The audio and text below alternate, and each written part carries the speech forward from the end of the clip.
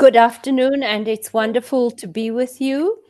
Colleagues, it's really lovely to be back with you after our time at the IEC Center, at the Results Center. Quite a tectonic and shape-shifting moment for our country. The 2024 election has proven itself to be.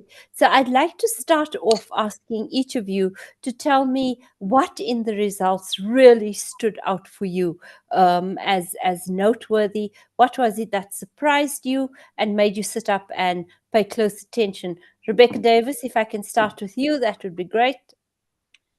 Hi, Ferial. Thank you. I think we all know that the ultimate story of the elections is the emergence of the MK party, but on the understanding probably that we're going to talk about that a lot. Something that really has interested me is COPE, the Congress of the People. You know, we've been spending a lot of time talking about how extraordinary it is that the MK party will be sending 58 MPs to the National Assembly on their electoral debut. The comparison many of us have made, including me, is with the EFF, which, when they first emerged in what was the 2014 elections, took 6% of the vote. They sent 25 MPs. But that was eclipsed by COPE. You know, it's easy for us to forget that. 2009, the first elections that the Congress of the People, led by Terra Lakota, contested, they took on 7.42% of the ballot, 30 seats in the National Assembly. I mean, that was a tremendous achievement. And look, it was a particularly fraught time for the ANC. It was just after Polokwane. It was the Mbeki Zuma factionalism battles at its peak. But that, I think, is a useful, analog to what is happening with the MK party, because it has taken a relatively short space of time, 15 years, for this party to be decimated. They've now finished with 14,000 votes, not one seat in the National Assembly. Terra Lakota did say before the elections that in any event he was going to retire due to ill health. But looking back on the demise of COPE just before the elections, he said in his opinion, it was because the ANC had sent people to within COPE to undermine it from the inside. And basically what he was getting at is that the party never escaped its legacy as a fundamentally ANC breakaway party. And I think that's exactly the kind of difficulty that is going to be faced by the MK party now. And it's something that the EFF seems a little bit to have shrugged off. They certainly have a very distinct political identity now. So let's see if the MK can avoid the fate of COPE, which is now dead, gone from our electoral vision. Sure.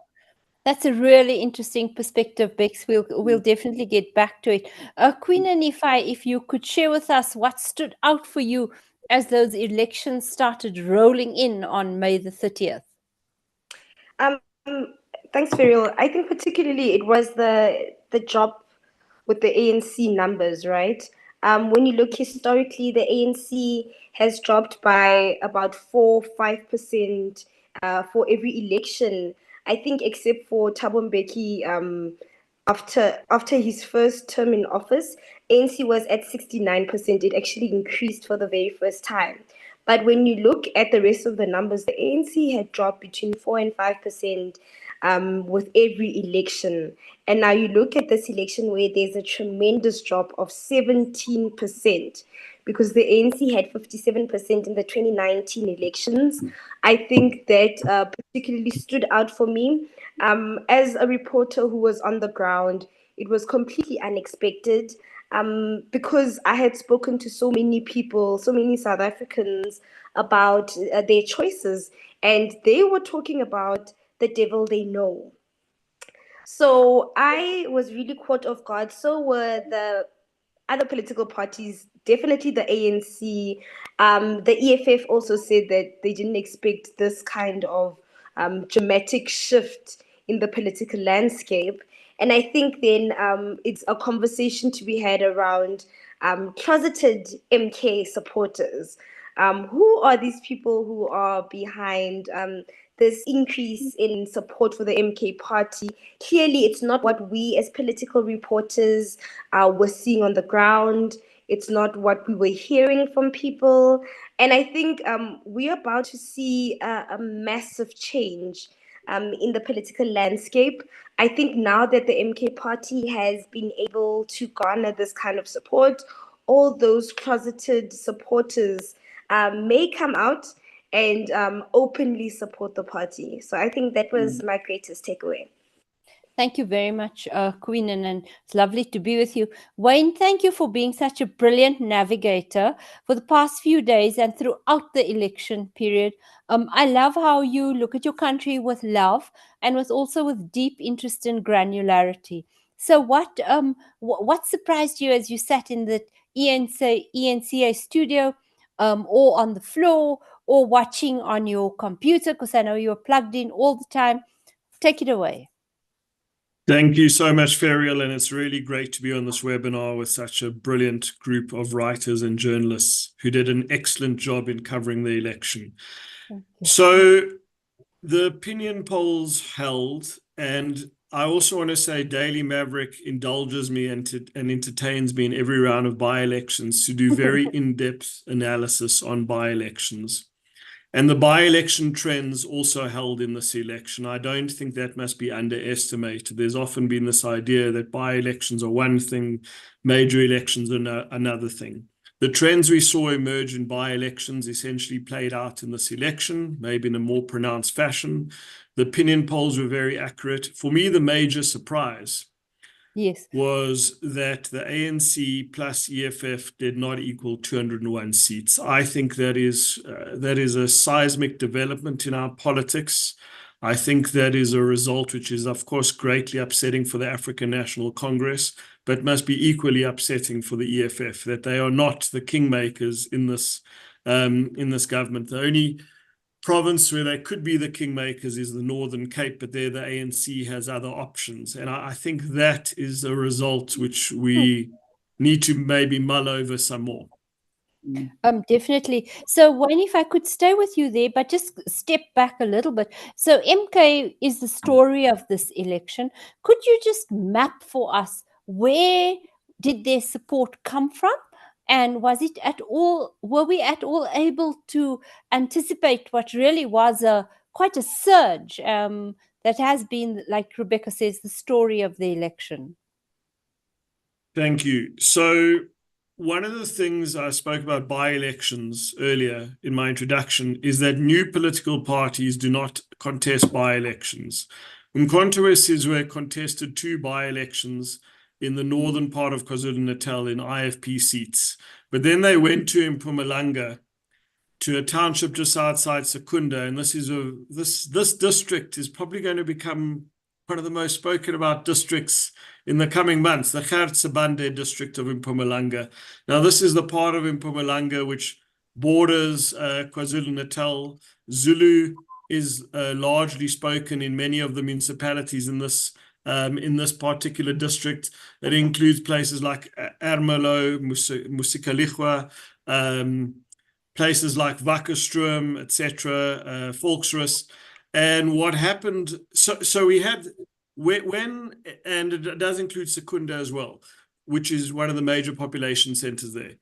So in that one by-election where the MK got over 25%, we had to stand up and take notice because IFP, which is a traditional Zulu party, has never been successful in Mpumalanga. I can count one big outlier, but they've never replicated that outlier. The other thing about the IFP is that, and I did a ton of research to prepare myself for the elections. I wanted to drill deep into the 2021 results, Ferial, and let me just go off on a quick tangent because of the emergence of Action SA and PA. And I'd always heard this thing that the IFP were just a party around hostels, and that's 100% true in Gauteng. It is their support is confined around the hostel areas. So, Ferial, when you see that map of that Khartsabande district, much of it is purple today. It's an astonishing development. The ANC dropped 21 percentage points in the province of Mpumalanga. In 2009, the gap between Limpopo and Mpumalanga, Limpopo has always been the stronghold of the ANC, was, I think, 0.4%. So it was very close in 2009. Now to see a gap emerge of, my numbers are not exactly right, but a 21 percentage point gap between Limpopo and Mpumalanga is astonishing.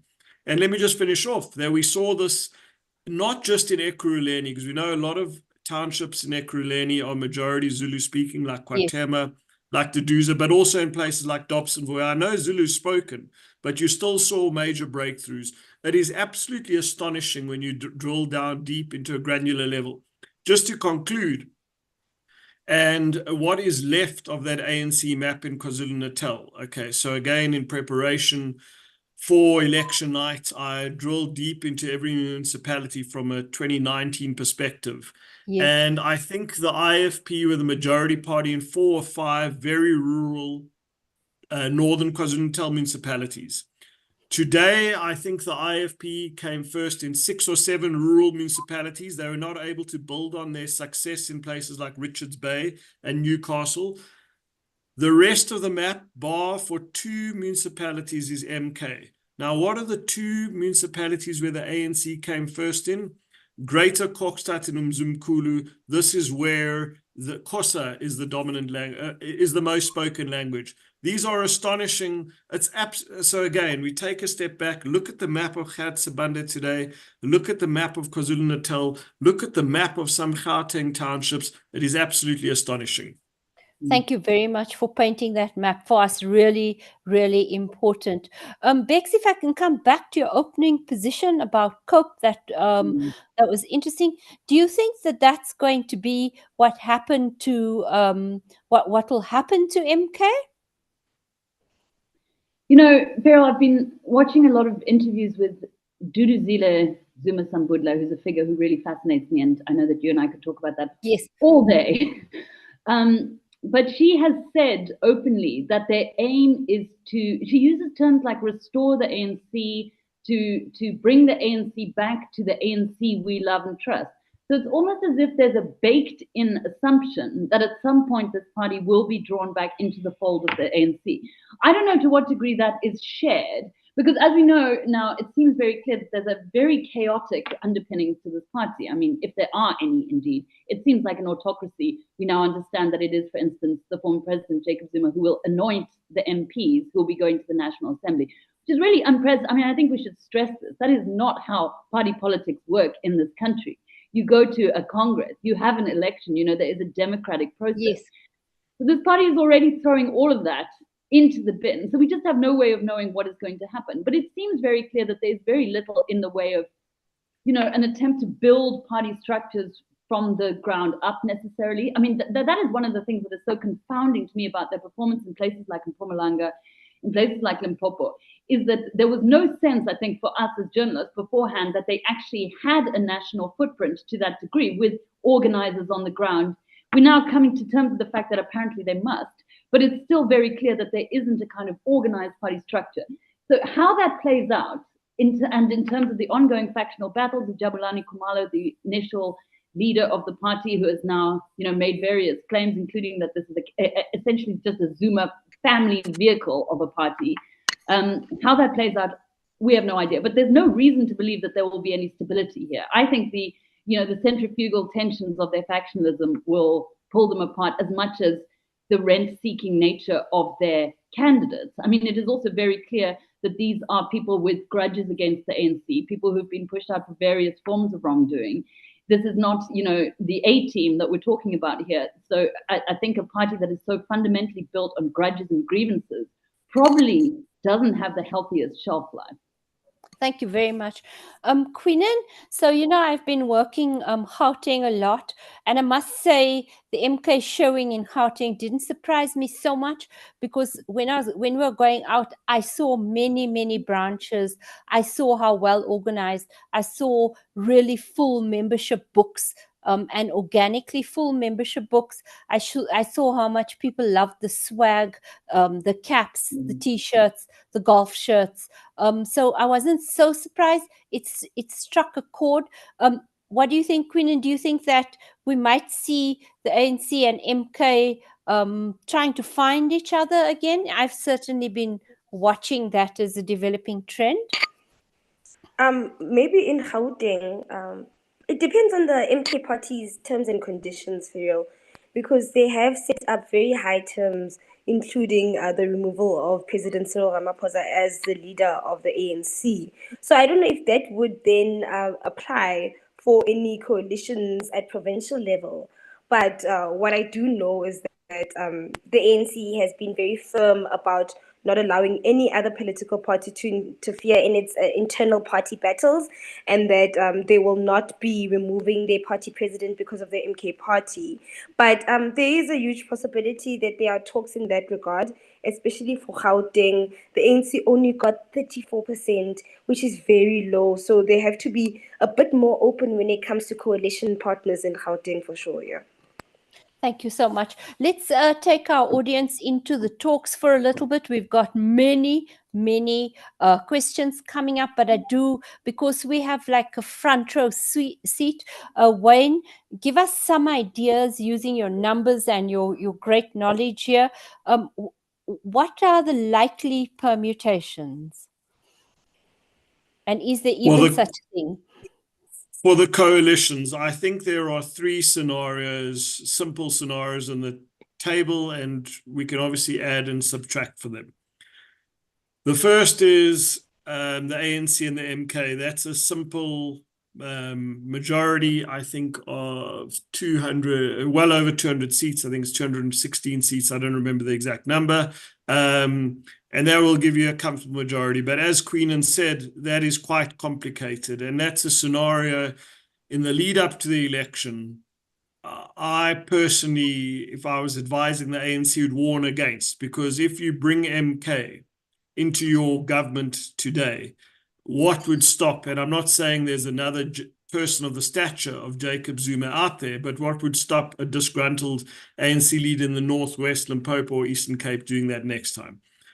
The second scenario is also quite a simple scenario, because you have Gates and McKenzie advocating for it, is the ANC, the EFF, and the Patriotic Alliance. Let's call that the Johannesburg scenario, where, I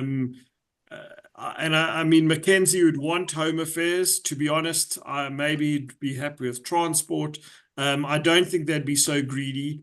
But again, there is obviously with certain NEC members ideological compatibility with the ANC, but I think for some NEC members it's very difficult to be dependent on the EFF. By the way, that scenario would give you also reasonably over the 200 seat mark. I think it's about 206 seats. ANC, EFF, PA.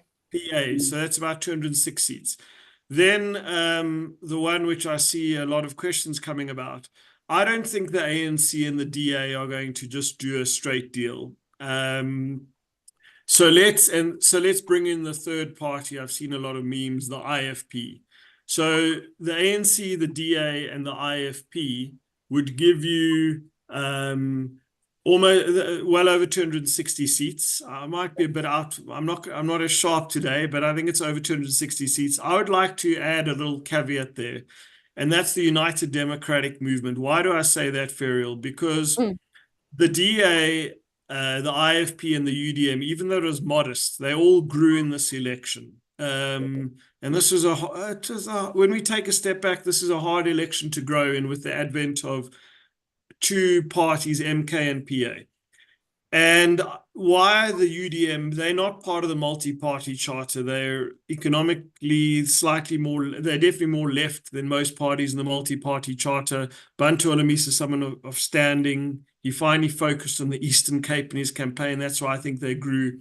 And that would be a healthy majority. But whatever decision the ANC makes, I mean, obviously it's far better if they want an outright majority, but that's not the case here. And they've got to pick their poison, and this is very, very hard poison to pick. I want to come back to in a little bit, who you and I, three of us who live in Joburg, is how does an ANC EFF PA government feel? How does it work? Not very well, in my opinion. Bex, so I've been hearing from some ANC people that the DA people don't speak nicely to them. And these kind of things are important when you're trying to negotiate a government. What's the gap between these two parties, and how do you see things shaping? You've written a lovely overview this morning. That's a very interesting point about tone. I mean, this is one of the things that the DA is most heavily criticized for. And I must say, I did have slight reservations when I saw the negotiating team that the DA was sending, even though, as you rightly say, people like Tony Leon obviously know more than probably any of us combined about South African politics, about the electoral system. He was there in the constitutional negotiations, but he's interpersonally abrasive. You know, he can be abrasive, and this is the case for a lot of those DA figures. And unfortunately, these things matter, particularly around the negotiating table, which I think is why someone like Rolf Meyer, who you beautifully interviewed, was so successful. When it comes to policy positions, the DA and the ANC, look, the difficulty is that the DA has spent a decade trying to make the point that there is, quote, clear blue water between them and the ANC, right? I mean, this has been their entire appeal to the electorate. So now we're facing a situation where both parties potentially are going to have to say, okay, well, no, I mean, we can work together on a whole range of stuff. That was all over. Let's rescue South Africa together. Together, that's right. Economically, there's not a world apart between these two parties. But obviously, there are key pieces of legislation that the DA has vehemently rejected. I mean, it's the NHI bill. It's Black economic empowerment. You know, it's the Bella bill. There's a range of stuff on which these parties are diametrically opposed. Then we all know foreign policy, which has come to the fore so drastically in the last 2-3 years. Ukraine and Russia, Israel, Palestine. Massive issues. I mean, there's no world, for instance, in which the DA could be, I don't know, given Durko or something because of those kind of ideological differences. It's very interesting to me because we do have such a polarized body politic, right? Just in terms of our parliamentary discourse and the rest of it. But for many of us, this is just such a fascinating moment. What would it mean? What would it look like for these two parties to work together? You know, Dion George, who's the DA spokesperson on finance, sent out a statement this morning or yesterday, which had the old DA tone of critique. You know, it was, these policies have failed, bang, bang, bang. And I was wondering, is that a wise thing at this moment? You know, should there not be a kind of party-wide diktat to say, can we just hold off on these like very bold policy critiques until these coalition negotiations are done? I mean, I don't envy anyone in this situation. We see the statements out of Joburg, where same thing. I don't know how they're going to reach over the divide. Queenin, you spend your time covering both parties. What's the chances for them sitting around a table and finding each other? At this point, Ferial, I need to be honest. I don't see it happening. I hate to be the person to say this, but a strong sense from also the DA camp saying that, you know, we just need to go through the policy hurdle first, and that's going to be a very hard one in the first place, because who is going to compromise? What is the cost of this compromise? Because remember, for each party, they need to please their electorate and constituency at this point. And, you know, as a political party, you need to think ahead. What consequences will this have in the next election? Because now your electorate will know that you are willing to compromise key legislation that benefits them in the name of governing. So that comes into play very strongly, even from the DA's camp. It's about the model in which they need to get into this coalition with the ANC, and making sure that everyone in the federal executive in the DA agrees with it. And certainly in the ANC, there's a big pushback, a petition that's been signed online saying that you know, there are members in the party who do not want this to go ahead. There should be no DA-ANC conversation at all because of the differences in policy, and particularly or potentially rather a picket outside Luthuli House tomorrow, when the ANC is due to have a conversation around where they would be going with the matter. Sure. Thanks, Queen. How long is that petition? Have you had a look at how are many people signing it? You know, I saw it at the beginning, which was like yesterday. So Okay. I'm not sure at this point, but it's definitely something we need to follow up on as DM. Thank you very much. So there's hundreds of questions, guys. I'm going to whoop through them as quickly as I can, starting with you, Wayne, from Charlie. I'm horrified by the MK result and the intransigence following them. Who would have thought MK was going to balance the landscape to that extent? Then another one, would love to hear your views about the ANC announcement that it's going to make a government of national unity. I don't think there's such an announcement made, but the government of national unity idea certainly has been floated quite a bit. Wayne? So just very quickly on the appeal of MK, we know that King Goodwill Zwelithini died, and that left a void in KwaZulu-Natal.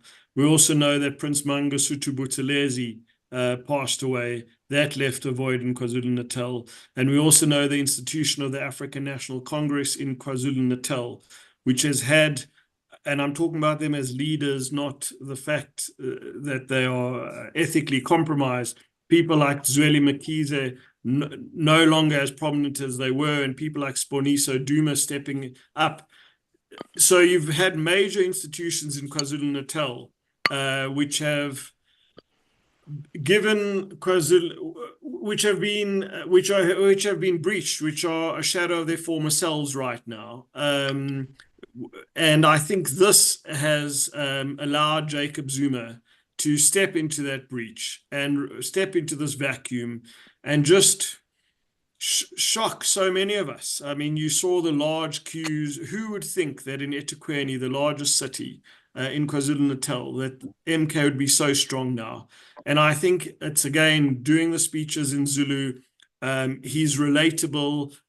He is charming. He's able to relate to people far better than any other ANC leader in KwaZulu-Natal. And I think that needs to be understood to explain this MK moment. Yes. Wayne, Thanks, can I Wayne. also say something? Please, Can I add to what Wayne was saying? Please. Also, what has been a huge disadvantage for the ANC is their relationship with the royal house. They have continuously been on the back foot when it comes to that. The IFP has really made a huge effort to have a good relationship with the Zulu royal house, which has helped them over the years. The ANC chairperson in KZN, Siboniso Duma, recently was in a tiff with the royal house, which is not really appealing when you look at it. You were seen as being very disrespectful towards their senior leaders there. So that really did also work against them. I also want to mention that Zuma in his manifesto has a lot of emphasis on the role of Zulu, and not only Zulu royals, but just traditional leaders as a whole. And he wants to expand their role in society, saying that they've kind of been shrunk into the periphery, and he wants them to have more agency to make decisions, especially around the communities that they lead and govern. So I think that has become very appealing when you look at MK, especially in relation to KZN. Thank you so much. From Gail, Rebecca, if they are in a coalition, will the DA become more inclusive rather than a white-orientated party? Yeah, it's an interesting question. Wayne, I'd love to draw you in here. So we heard John Steenhuisen in what I must say is characteristically ungracious fashion. One of his first comments was, quote, "I got more black votes than my Mane did as leader." Now, it seems to me, and I'm not an expert like you, but when you look at those votes, it seems very clear that the DA's tiny growth is entirely attributable to winning those disgruntled voters back from the Freedom Front Plus. Wayne, are you able to say, is there evidence that the DA grew their vote in, for instance, the townships this election season? I haven't done a deep dive, but I know there are two particular parts in South Africa where the DA did grow amongst black voters, but that's not across the length and breadth of the country. Where were those places? Putati Jaba in the Free State, which is obviously the former Kwakwa, close to the Lesotho border, and also in Mfuleni, Thunderbale Park, where there was quite sizable growth in certain townships, which is a fascinating development about a Midvaal effect. So, but the rest, when I did some deep dives, it was 1% down or 1% up or 2% down and 1% up. So, but there wasn't massive growth across the board. It's hard to quantify that right now. So I'm going to take one from David, who asked, can you discuss voter turnout and its implications going forward? Any of you like to take that one? Wayne? Yeah. So look, what's interesting, and we just spoke, differential turnout is everything in an election. And this is why I think the DA in KwaZulu-Natal, one of the provinces they really thought they'd do well in is KwaZulu-Natal. But with KwaZulu-Natal, it's 62% voter turnout, and that was because of the energy behind the MK. This, for me, Ferial, is a fundamental challenge for the African National Congress. The ANC's support didn't slide as much in 3 provinces, Limpopo, the Eastern Cape, and the Northwest. Yes. So remember, I just said 62% turnout in KwaZulu-Natal. In the great province of Northwest, the province where I was born, the turnout was 50%, not or 51%. Wow. In the Eastern Cape and Limpopo, the turnout was 52%. So you see in a place like Thulamela, Thohoyandou, the ANC getting 88, 89% of the vote. But turnout has fallen again to it's only 52%. This is a big, big challenge. And just one very, very quick point. When the IEC made that announcement during the day and election day, that a lot of people got excited. Oh, it's going to be a high turnout election. But they were very clear in their words. I mean, they said it might eclipse 65, 66%, but now we know they fell well short. I mean, just anecdotally, I vote in Johannesburg, and I have this tradition of a radio station calling me while I'm in the queue. I didn't wait. I had to wait outside my polling booth because I thought I was going to be queuing for hours. I just went straight to the front. So yes, there were parts of the country where there are large queues, particularly in urban areas, but in many urban areas and rural areas, there simply weren't those queues. Yeah. So turnout in Soweto, I looked at, as well as Shwane Kuruleni, quite low, and that would explain, Queen, and why the ANC got 36%. I need to go look there. For you, Queen, Judy Wessels, I was expecting more from Rise Mzansi. Was this wishful thinking on my part? What happened to them? Or did they... why didn't they do as well as could be expected for a new party? MK seems to be the exception, it seems. For sure, I think there were a lot of expectations around Rise, particularly because they had such a great campaign. I could say overall, they were able to travel throughout the country. They had one of the political parties with the most posters, visibility. I think they ticked all the boxes when you look at that. But on the ground, I think what really stood out was political parties that already had constituencies somehow. And when you look at MK, of course, Zuma, someone who's known politically, he didn't have to work as hard to get people on the ground to notice him. I think the same could be said about the PA. It was their first time contesting nationally. However, because they had done provincial or rather local elections before, they already do have some kind of constituency. Their leaders had various positions already. So on visibility, I think that's how the other 2 parties did better than Rise and Mzansi. I do also think that Rise, Bossa, and Action SA were kind of, going after the same constituency more or less. I'm not saying that their policy is completely uniform, but I think that could have been one of the reasons why, because a lot of people felt as if, why didn't Musi just join Action SA? Yes. And work with Herman so they can have one stronger party?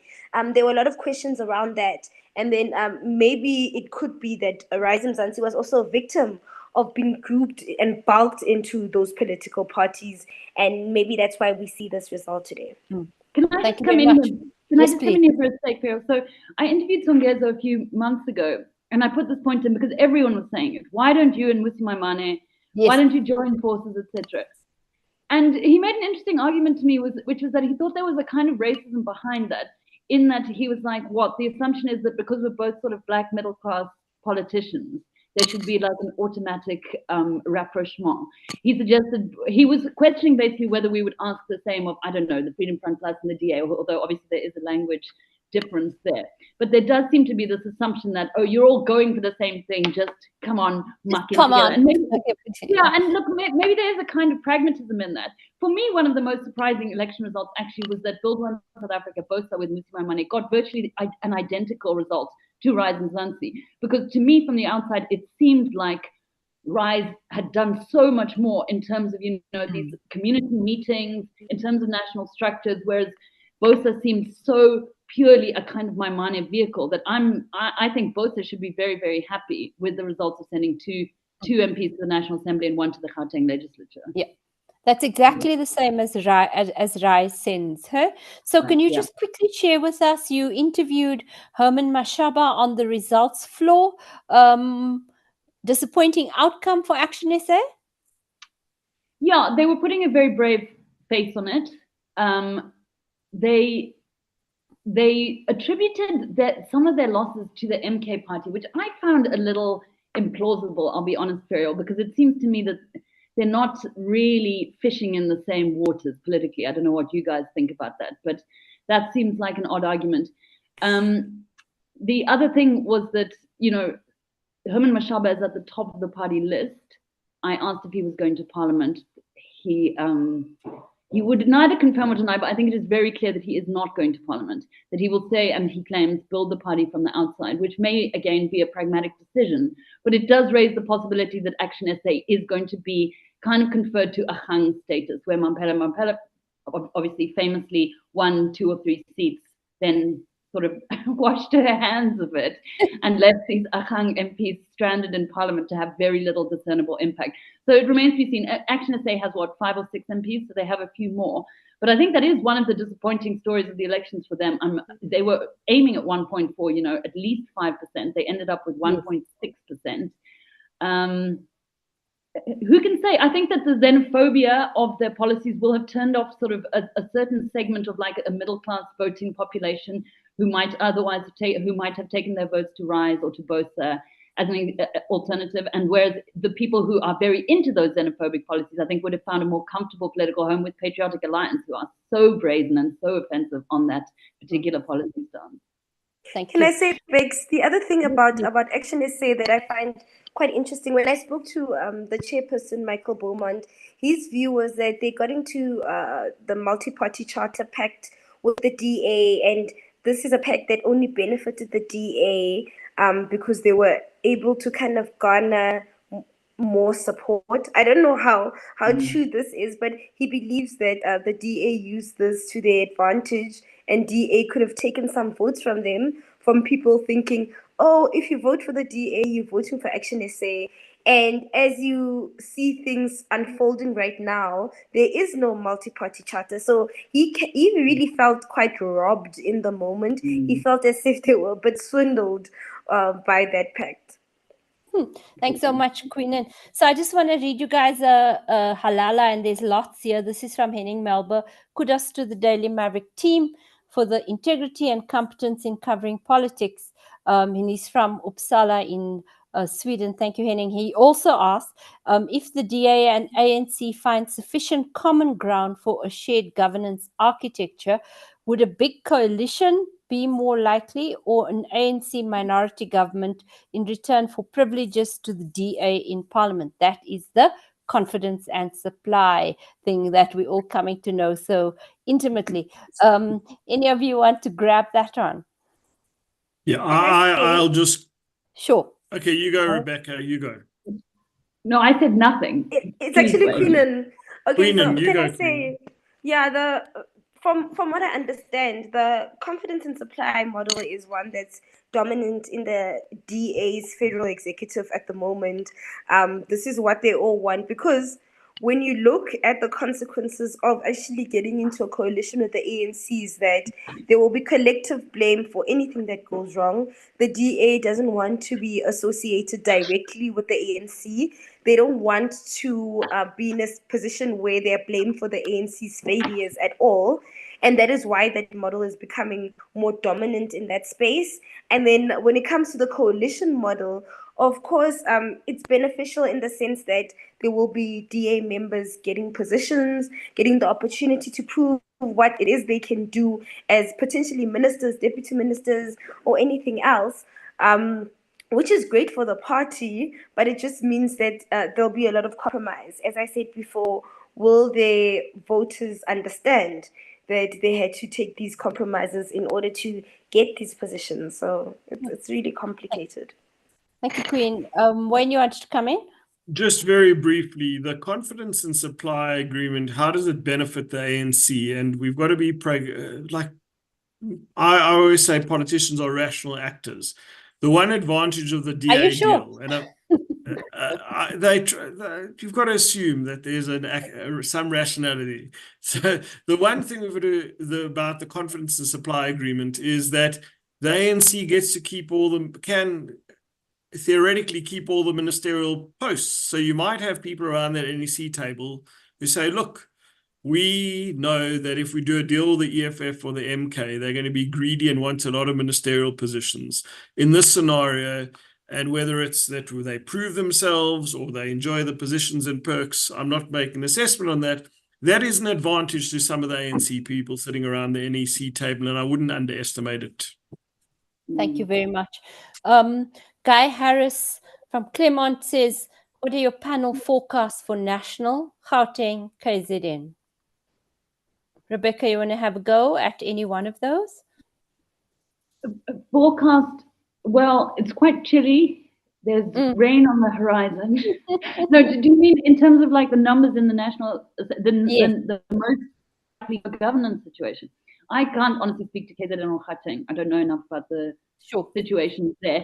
My sense is that although I think a lot of analysts, the ANC veterans, there are a lot of people who agree that the most stable form of co-governance for the country would involve the DA and the ANC in some kind of situation. It does seem to be that there is a tremendous and growing political pushback from COSATU, for instance, who have basically said that if the ANC gets into bed with the DA, they are out of the alliance. Various provincial structures of the ANC, the Western Cape, for instance, has said it's a non-starter for them.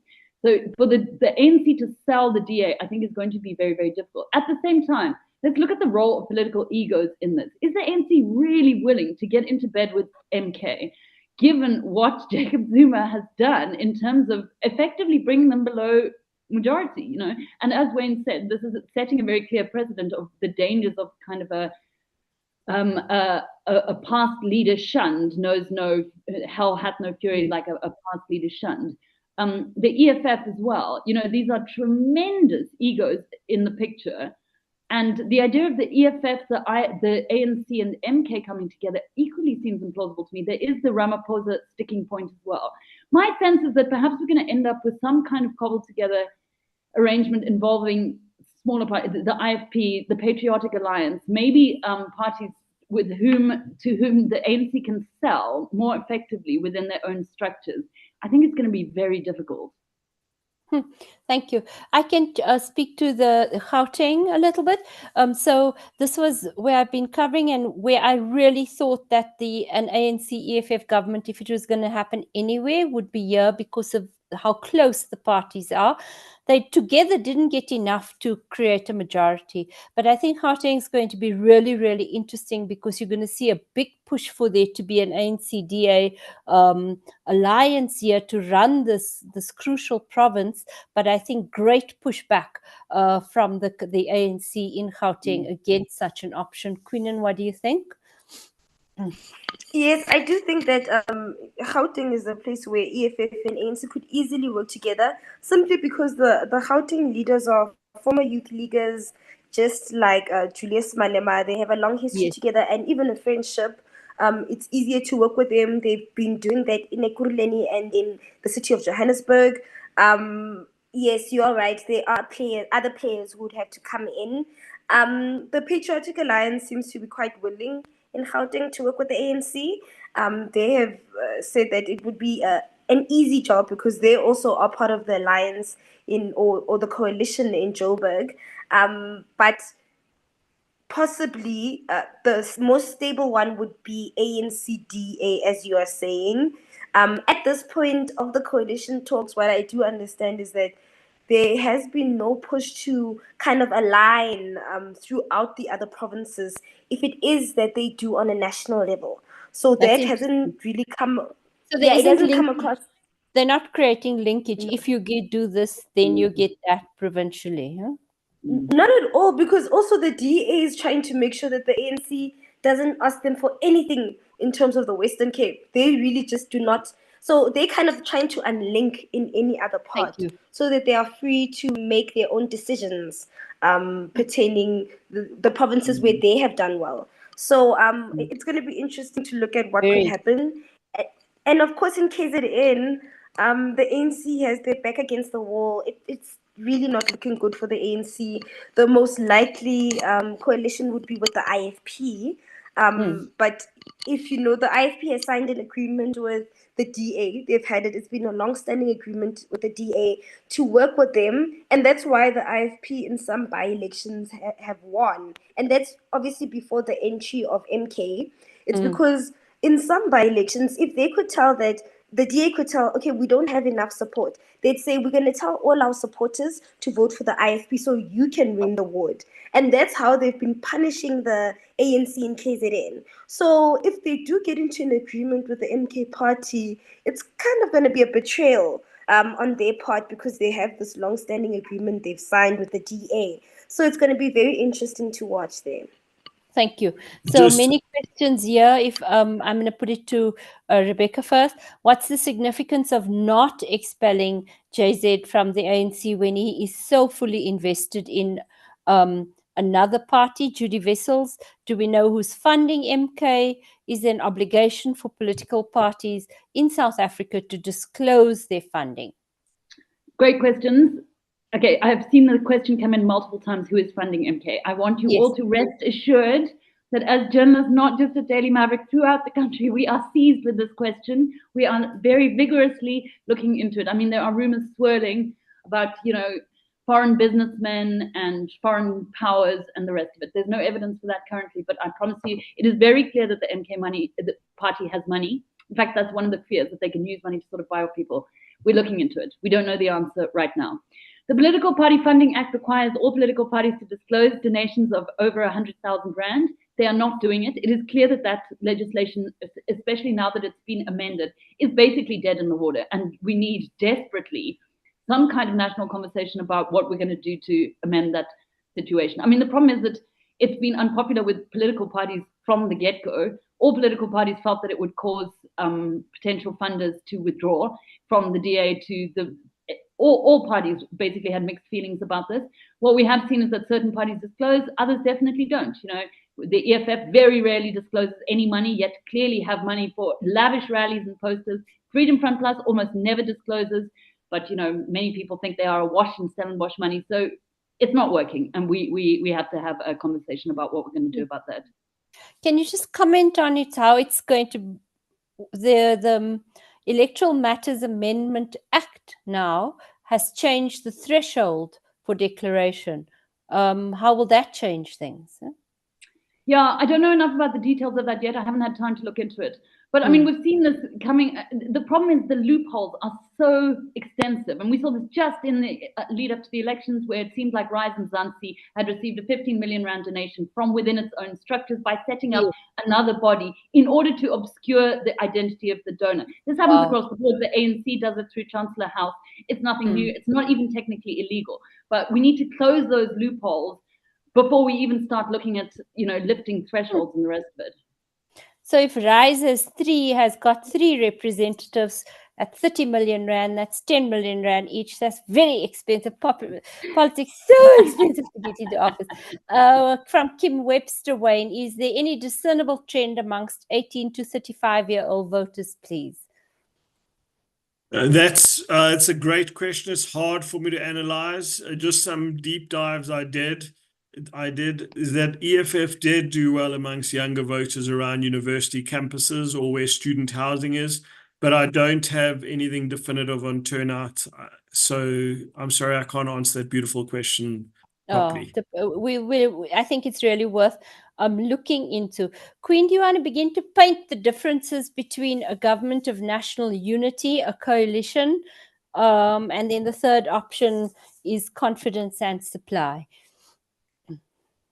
Okay, confidence and supply, as we spoke earlier, it's about potentially it would be the ANC getting all the executive positions, which is the ministerial posts, and then the party that they get into this agreement with would then be in charge of the legislature, which means parliament, and would probably have its own speaker. So parliament would completely be run by them, and they would be the watchdog over the executive, which is kind of an ideal setup to see if the ANC will be able to govern with another party. Mm.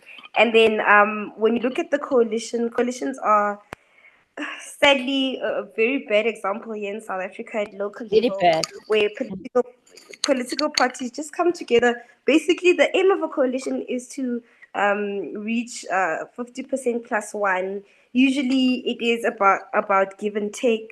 What can you give me in return for these votes? I believe they're very surface level when you look at coalitions, especially here in South Africa at local level. But I think the government of national unity is more about shared principles. It would take. I think I look at the 1994 example, and it's usually about making sure that there is a smooth and peaceful transition. It's also about ensuring that the parties, or as many parties, participate in the formation of the government, so that it represents as many South Africans as possible. So very representative of the country itself. And also it's as I said, mostly about setting out kind of the path forward that these parties would like to secure, the main goals that these political parties will be looking towards as a unit and a bloc. And something very important to note, I think, maybe you can correct me if I'm wrong, Fair, but I think with both GNU and coalitions, unfortunately, if it is that someone pulls out and they fall beneath a certain percentage, it's unstable. Yeah, Can I I, think Vero, can I just, yes, please. sorry, can I just jump in with some breaking news, which is that the ANC's National Working Committee has just released a statement on its engagements with political parties so far, and says that they have been rebuffed by the MK party thus far, that they have received no positive response. They've repeatedly reached out to the MK party and are getting nowhere. So that's a very interesting Can I say development. something, Bex? Yes, It's please. so funny. It's so funny. So I've been talking to like people in the ANC, and they were talking about how they were being blue ticked on WhatsApp by MK members, and how they were desperate. Why'd you do that? Yeah, You say, hi, can we have a meeting? And no one gets back to you. no, and then they read the message, and you see, oh my word, this person's read my message, but he's not gonna answer me. So they sent a couple of their leaders, some they think would get along with the MK party, to say, please just text them, maybe they'll respond to you. They're not responding. Calls, they're not answering at all. So it's so funny to know that the ANC is open about this. Oh my goodness. Bex, so everybody, I expected that President Ramaphosa, when he got to the results center on Sunday evening, was going to be crestfallen and really like tail between his legs. In fact, he was chipper, jocular, and quite cupcakey. Boy, was he. And, you know, we speculated somewhat facetiously that maybe he was gearing up to just chuck it all in, and that's why he was so chilled. I mean, one thing we have said repeatedly is thank God, as a nation, thank God we are going through this with President Cyril Ramaphosa at the helm, because really, I don't think we could ask for a more politically mature president in that regard. Someone who is guaranteed to say, we will accept the results of this election, we respect the will of the South African people. Can you imagine having a more hot-headed ANC leader at this time who might, I don't know, encourage all kinds of reckless behavior from the electorate? So, I mean, I just feel incredibly thankful for all his other flaws that we do have a figurehead like Ramaphosa in charge at the moment, because these are, you know, really potentially turbulent times. We have a history of political violence in this country. It's not a joke. And thank goodness, but wherever his strange kind of nonchalance about the results coming for, maybe it was just an affectation. I'm personally quite grateful for it. Thank you. From Brian Yule, Wayne, if there was a void in the ANC in KZN, why didn't the IFP profit as well? Great question. We saw in by-elections the IFP were doing very, very well. But MK, it was a tsunami. They just swept it up. Well, what's interesting about the IFP is, like, for instance, in some eThekwini wards, admittedly off a low base, they doubled their vote in some of the KwaMashu townships or some of the other outer west area of eThekwini. So they did grow. And again, I think this is the one unanswered question which we need to reflect on. Parties like the DA, IFP, UDM, as I said earlier, they did grow in this election. This was a hard environment to grow in. And the IFP were one of those parties who grew, and partly because of an increase in votes in eThekwini. Stay with you there, Wayne. What about another arrangement? The ANC run National, the DA run Gauteng, and the IFP run KZN. Thoughts about that? So the KwaZulu-Natal numbers would require, then, if my memory serves me correctly, so the magical number in Gauteng and KwaZulu-Natal is 41 out of 80. I think the ANC, IFP, DA would still need the National Freedom Party. Now, there were rumors that the National Freedom Party, which, by the way, is not returning to the legislature and doesn't really have a strong leader, yes, were a project of Jacob Zuma in the early days. So what the NFP could emerge as the kingmakers. Isn't that remarkable? But that's a very, very interesting scenario, that the IFP get KwaZulu-Natal, the DA, to prove themselves in Gauteng. I think that's a scenario which is a creative one, and one we mustn't dismiss. But I just want to go through you can ask someone else another question. I just want to see if that works from a numerical perspective. Thank you so much. We'll come back to you for that. Queen, does the history of JZ's corruption, the era of state capture, not come into play at all? And what happens to the anti-corruption drive when you have all this negotiation going on? Yeah, it is a conversation that I've had a couple of times with people. Yes. When it comes to the voters, voters in South Africa, I mean, I'm a Black woman from the township, born and bred. Yes. And I can tell you, people in the township are not thinking about what I'm thinking about right now, which is corruption. There are bread and butter issues that they are looking at.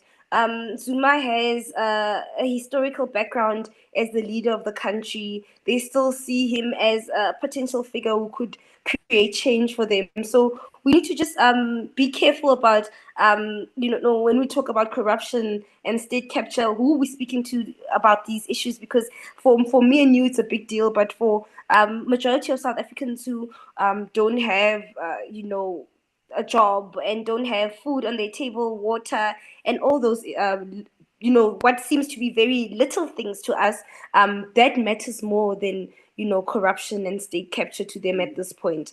When we talk about the issue around corruption, it does play a huge role, because I believe that the DA speaks a lot about, we don't want anyone associated in the Zondo Commission or who's been implicated in the Zondo Commission to still be a part of the ANC's structures or to be in parliament while we are going to be in partnership with them, because it then says a lot about where we stand as a party, having been the party that's spoken so strongly against corruption. It would make no sense for them to do that. And that is why the confidence in supply model has become the dominant view in the DA. It's exactly that. It's a way for them to still distance themselves from any allegations of corruption or of being accused of working with any corrupt parties.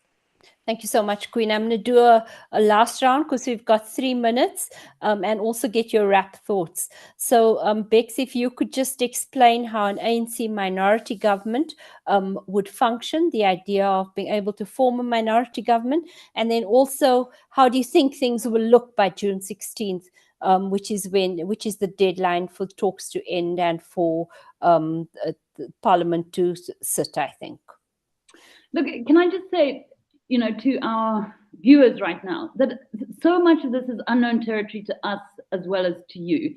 This is literally an unprecedented moment for the country. Anything we're saying now is basically speculation. Somebody else asked, what will happen if a coalition government can't be formed in 2 weeks? I don't honestly know the answer to that. I don't know if you do, Ferial. These are real unknown unknowns that we're dealing with here, which is why all we can call for is, political maturity and cool heads. But I imagine that there are people in every party scrambling, reading the law books, researching international precedents, and they will have been doing this, of course, in the lead up to the elections. But the truth is that there is so much up in the air at the moment, and yeah, I don't know what a minority government is. We just can't say. Thank you, Wayne. Final thoughts. Cynthia Shinga. is a name which I don't think many people might know. I didn't know this until a minute ago. Her phone will be ringing throughout, will be probably ringing the most in the coming weeks. She's a National Freedom Party MPL. Back to that idea, she is the queen maker in KwaZulu-Natal politics, because if MK are not taking the ANC's calls, let's assume that KwaZulu-Natal, Gauteng, and the nation is that scenario is off the table. So she's going to emerge as a very, very important person in the coming days, because her party will decide who rules KwaZulu-Natal and quite possibly can help unravel some other things across the nation. And just one other final thought. Only one leader, well, in a way, who's forced, resigned off bad results after the 2019 elections. There are a number of political parties who had a poor election. Are we going to see any resignations, any people taking accountability for their party's poor performance? That's going to be very, very interesting for me to watch in the coming days. Thank you so much. I think we need a profile on Cynthia. Queenin, final word? Final word is, just the way things played out with the elections, I really am open-minded about coalitions right now. What I thought was going to happen in the elections obviously didn't. And I think South Africans should really be open-minded and think about it in many different ways. I think that this is a key moment for our country, and we should also be taking note of how political parties conduct themselves in this time, because now they certainly need to look beyond themselves and their own self-interest to see what it is we can do to have a government by June 16th. I'll definitely be keeping an eye on everything. So just keep on reading Daily Maverick and getting the latest news. Can't think of a better way to end.